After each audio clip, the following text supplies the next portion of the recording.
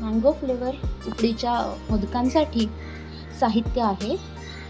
एका आंब्याचा गर, ज्यातला घट्ट गरवाला पाट मी एकीकडे ठेवला आहे आणि रस पातळ दुसऱ्या वाटीत ठेवला आहे. एका आंब्याचा गर आहे हा, अर्धी वाटी प्लस अर्धी वाटी आपल्याला ऑर्गॅनिक गूळ पावडर घ्यायची आहे.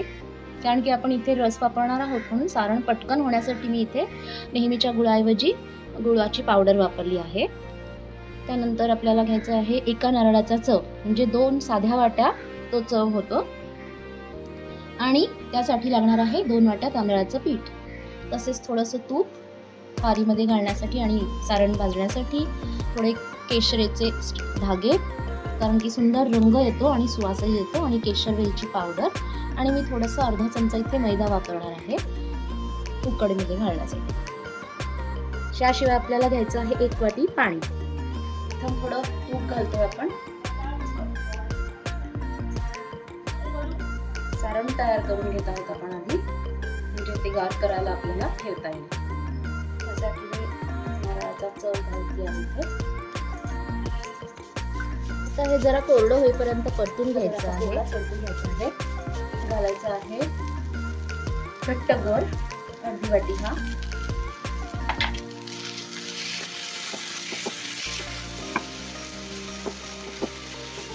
आपण कोणताही आर्टिफिशियल रंग घालत नाही आहोत, कारण की मस्त रंग आहे गुळात शिंपल्याला, आणि गोडीला असल्यामुळे गुळाचं प्रमाण पण आपण पूर्ण 1 वाटी न घेता अर्धी वाटी गुळ घ्यायचा.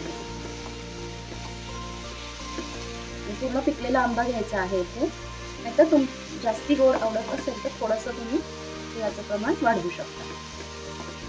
1-2 मिनिटं असं परतून आता आपण ह्याच्यात गुळ घालणार आहोत.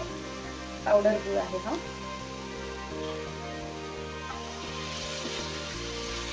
म्हणजे ज्या वाटीने आपण पीठ घेणार आहोत त्या वाटीने अर्धी वाटी गुळ आणि अर्धी वाटी आंब्याचा गर असं मिळून 1 वाटीचं गोड, 2 वाट्या नारळाच्या सवासाठी असं प्रमाण आहे. साधारण 1-5 मिनिटे आपल्याला परतून घ्यावे लागेल हे.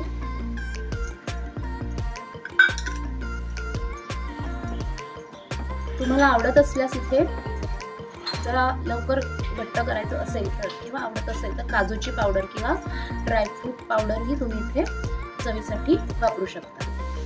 इथे मी 2 मोठे चमचे ड्रायफ्रूट पावडर आहे माझ्याकडे, ती घालत आहे. काजू, बदाम, पिस्ता असे एकत्र थोडेसे ड्राय रोस्ट करून पावडर करून ठेवली आहे, जेणेकरून ती खीर किंवा शिरा या तत्सम पदार्थामध्ये आपण असे वापरू शकतो. ऑलमोस्ट आपलं सारण होत आलंय. आता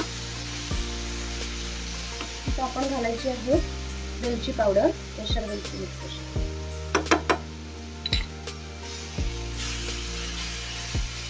आपलं सारण तयार आहे. आता हे गॅस बंद करायचं आहे आणि गार करायला ठेवूया. सगळं सारण इथे गार करायला ठेवते आहे.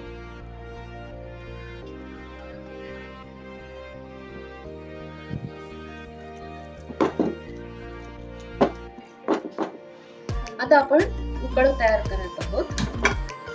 2 वाट्या तांदळाच्या पिठासाठी 1 वाटी पाणी आणि पाऊण वाटी आमरस असे प्रमाण आहे.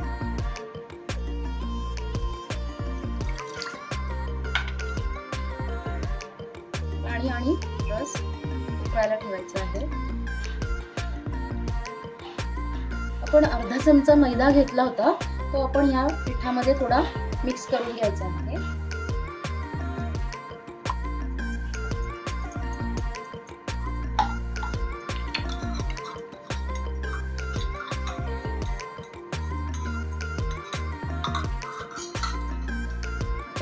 थोडंसं तूप घालत आहोत, अर्धा चमचा. गॅस बारीक करायचा आहे आणि हे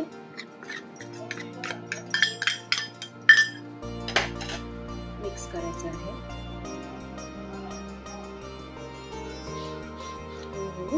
त्याच्यातच तुम्ही काही केशराच्या काड्या पण घालू शकता किंवा केशरयुक्त पाणी.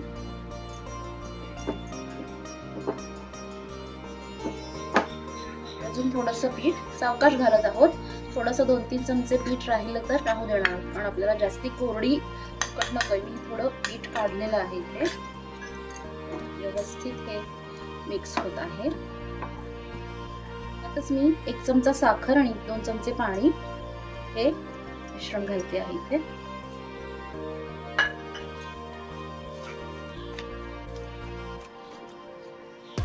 अशी जास्ती घट्ट नाही किंवा पातळ नाही असं 5 मिनिटं आपल्याला हे झाकण ठेवून शिजवायचं आहे.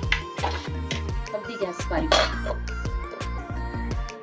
5 मिनिटातच गॅस बंद करायचा आहे आणि झाकण तसंच ठेवायचं आहे. आपण आता गॅस बंद करत आहोत आपण आणि 5 मिनिटं तशीच वाफ मुरू द्यायची आहे. गॅस बंद ठेवलेला असो तोपर्यंत हे आपलं सारण अगदी कोरडं व्यवस्थित ज्याचे गोळे करू शकतो असं झालं आहे. थंड झालेलं आहे आणि आता उकडही थोडीशी कोमट झाली की आपण ती छान मळून घेणार आहोत. हे असे आपण गोळे करून ठेवू शकतो जितके मोदक आपल्याला करायचे त्यानुसार. पण साधारण 24 ते 25 आपण मीडियम साईज मोदक करू शकतो. म्हणजे 21 मोदक आणि 1 निवर्गी असंही आपल्याला करता येईल.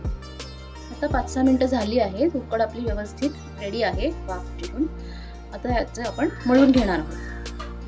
ओल्या पाण्याचा हात घेऊन जेवढी हवी आहे तेवढीच घेऊन मळून घ्यायची आहे. थोडंसं मीठ घालत आहे मी. माझं मीठ घालायचं राहिलं होतं म्हणून. आणि आता ही उरलेली पण सगळी उकड आपण व्यवस्थित मळून घ्यायची आहे.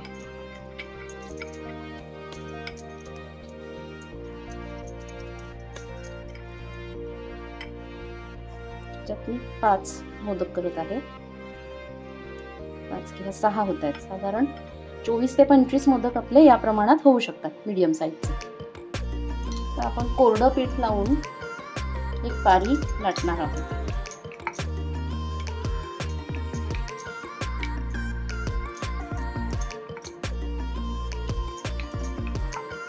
हा किती सुंदर कलर आला आहे.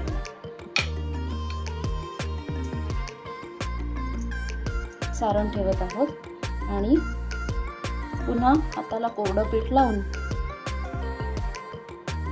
अशा आपल्याला याच्या कळ्या पाडायच्या आहेत. उकड छान जमली की कळ्याही मस्त काढता येतात. खालपर्यंत आपण प्रेस करत या कळ्या नीट घ्यायच्या आहेत आणि एकाच साईडने फिरवून अशा प्रकारे त्यांची टोकं आपण बंद करत आहोत.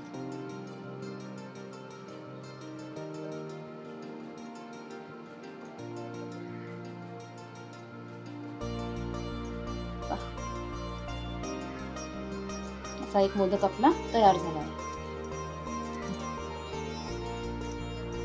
परत आपण अजून एक मोदक करूया.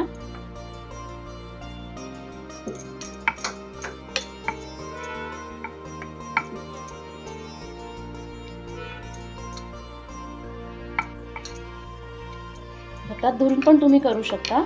मध्यभागी जाड पारी करावी लागते आणि नंतर पातळ अशी. पण हे पण खूप सोपे पडतात करायला. असं खालपर्यंत दाबत यायचं आहे जेणेकरून मोदक दिसायला एकदम सुबक दिसतो. आणि टोक करून मग एक्स्ट्रा असलेली उकड आपण काढून घ्यायची आहे जेणेकरून सुंदर असा टोकदार मोदक दिसणार आहे. आता मी हे मोदक उकडण्यासाठी एका भांड्यात थोडं पाणी घेतलं आहे. उकळायला ठेवलं आहे आणि चाळणीमध्ये एक पांढरा रुमाल असा ओला करून ठेवला आहे ज्याच्यामध्ये आपण हे झालेले मोदक उकडायला ठेवणार आहोत. हे आपले मोदक आता रेडी आहेत उकडण्यासाठी आणि त्याच्यासाठी आपण प्रत्येक मोदक थोडासा ओला करून आपण त्याच्यामध्ये ठेवणार आहोत. अशा प्रकारे तो भिजवायचा आहे जेणेकरून तो तडकायला नको आणि मग तो इथे ठेवायचा आहे.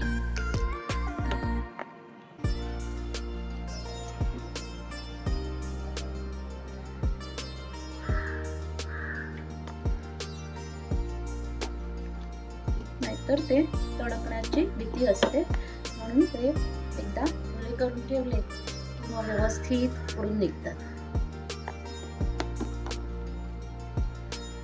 साधारण 7-8 मिनिटांमध्ये हे व्यवस्थित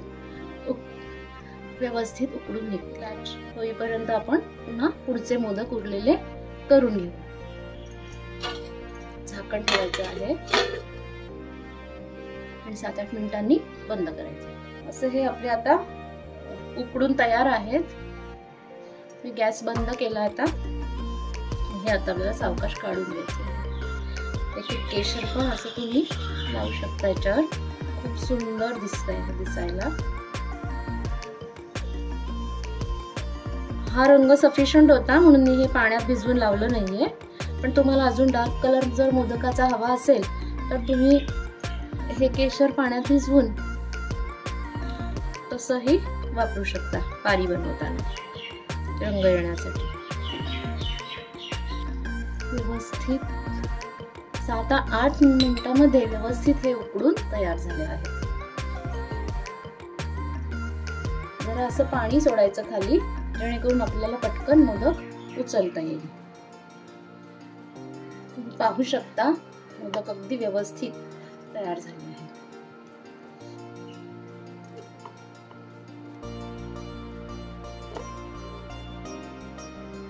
मोदक उकडल्यावर पुन्हा पाकळ्या मोकळ्या होतात त्याच्या, म्हणून मध्ये थोडं अंतर ठेवून हे सगळे मोदक आपण ठेवायचे आहे. अशा प्रकारे 2 बॅचेस मध्ये माझे हे सगळे मोदक तयार झाले आहेत.